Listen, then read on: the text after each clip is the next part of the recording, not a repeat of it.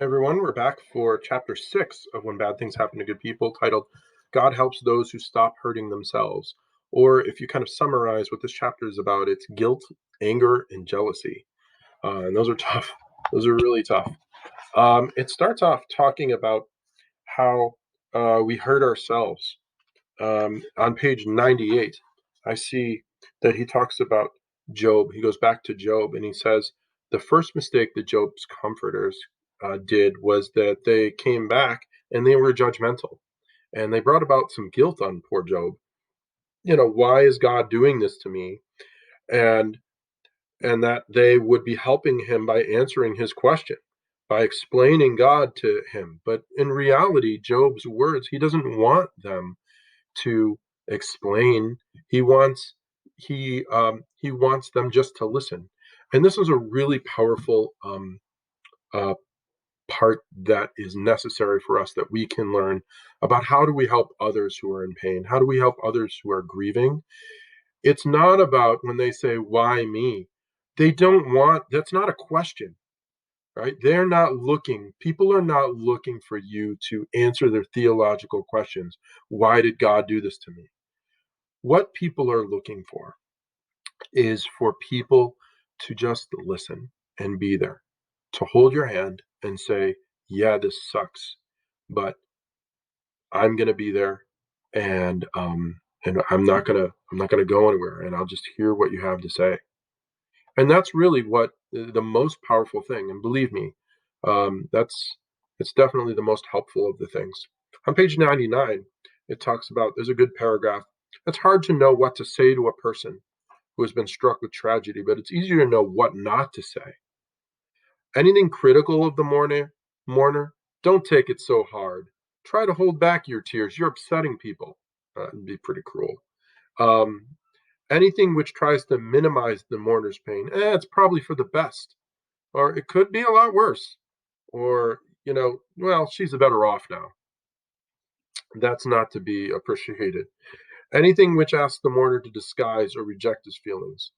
Well, we don't have any right to question God, or God must love you to have selected you for this burden. You hear that one all the time. Those are wrong as well. So there's a lot of things that when we're talking to people, we don't need to say, we just need to listen. Um, let's see. The next thing that I want to talk about is the idea that he talks about how we can feel guilty about things that are we think are in our control but are not. I love the example of the two men who sent or didn't send their moms to Florida. Right, the one guy's like, "Oh, I sent my mother to Florida, thinking that it was going to be better for her, and she died down there. If I hadn't sent her to Florida, she'd still be alive." And then the other guy was like, "Oh, I wanted to send my mother to Florida. I didn't. She stayed up here in the cold, and she died. If I had just sent her to Florida."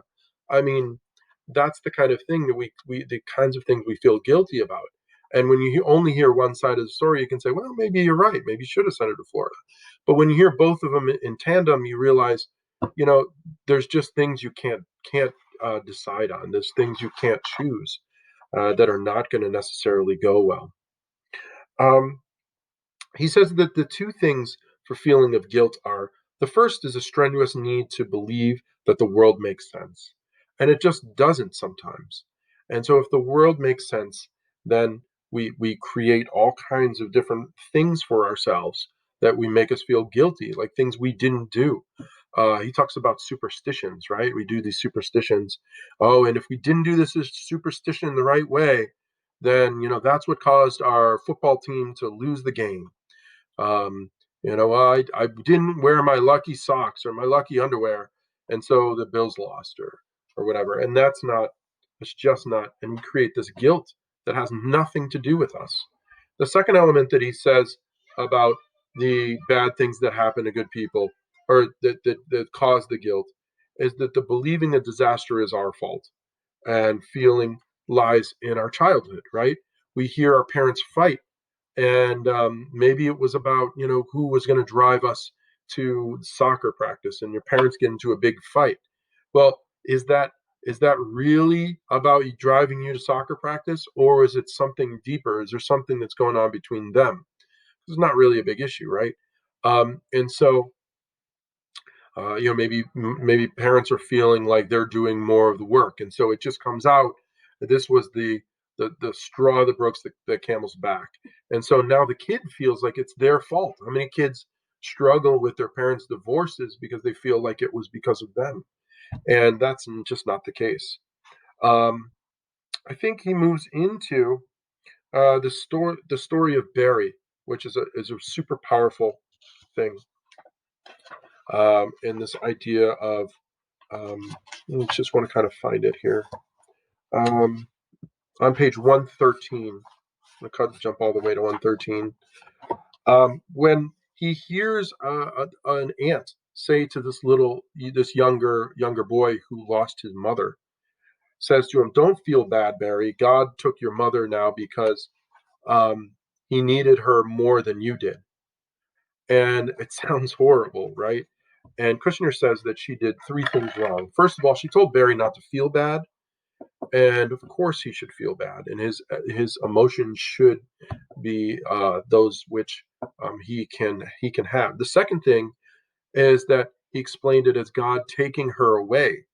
That just doesn't fit our understanding of God, and it can serve to only make Barry resentful of God. And thirdly, he says and he says this is the worst because God needed her now more than you did. That just doesn't fit either. God doesn't need any of us. And secondarily, Barry definitely did need his mother, and that's a tough thing, right? And so we create these situations for the people around us when they're grieving that we feel like we have to have some kind of deep answer, and we don't. We don't, because we don't know the situation. We don't know how it all worked out, and um, and why these things happen. And so we can't assume that we do. And we when we start talking, that means then we stop listening. Um, I think another thing that he talks about here is he talks about anger, and he talks about depression. Depression is anger turned inward instead of being discharged outward. And we deal with such depression in our world, and so much of that is the anger of not being able to understand our situation. And I thought that was really super powerful. Then lastly, he talks about jealousy, and I think jealousy is one of the most difficult things to deal with. Once you get jealous, it's really tough to let that go.